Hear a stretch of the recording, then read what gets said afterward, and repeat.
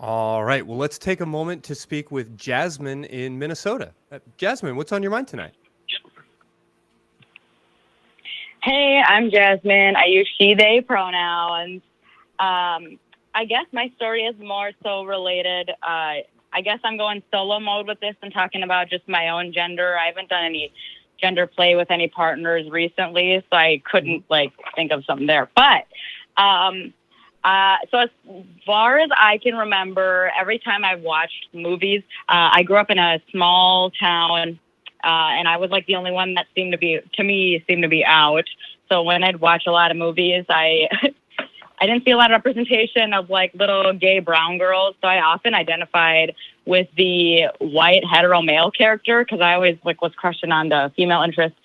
So I guess that's something that I've kind of adapted into my core personality in a way without realizing it. Like as I talk to people now as an adult, quoting South Park constantly or like quoting Randy Marsh or Eric Cartman, people are like, why do you like all these things that old straight men like? And I'm like, I mean, because I feel like I'm a man sometimes. That's for and it boys. actually really comes down to me being gay.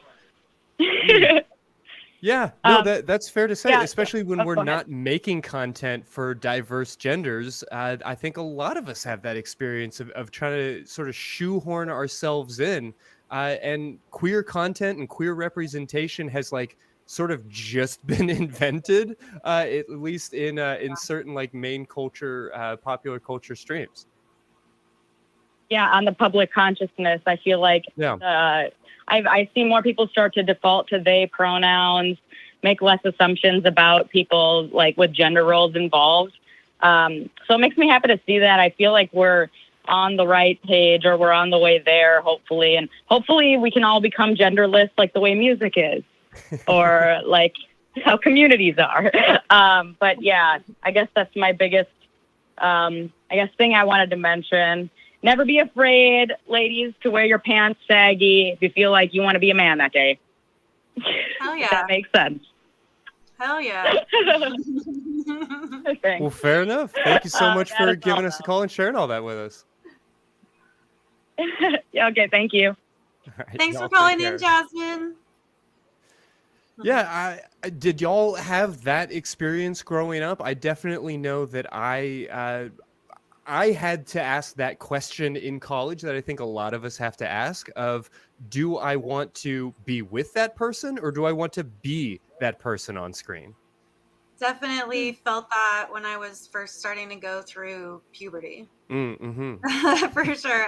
And I've talked about this before, but yeah, when it was Alicia Silverstone and Clueless, and I was like, at 11 or something, and I'm like, okay, I definitely want to be with her, I think. Wait, what are these feelings I'm having? Yeah. But yeah, and I love that, I kind of think it's cool that we can use clothing and style to express our gender feelings. And maybe Tuesday it's a dress and maybe Wednesday it's saggy pants or whatever, or any combination of the two, I think we were talking about this a little bit before, and I wanted to say, as far as these people almost like oppressing themselves, like Candace Owen is a great example of that. Where she's like, oh no, only men wear suits and women wear dresses. I'm like, damn, dude, you're just like selling out your own gender. Like, why are you doing this? Yeah, I mean there is so much pressure to maintain the status quo, and I often waffle back and forth, asking myself about people's motivations. Like, can this political figure, can this person with a platform and a microphone really be this oblivious to the ways that they are oppressing themselves and people like them?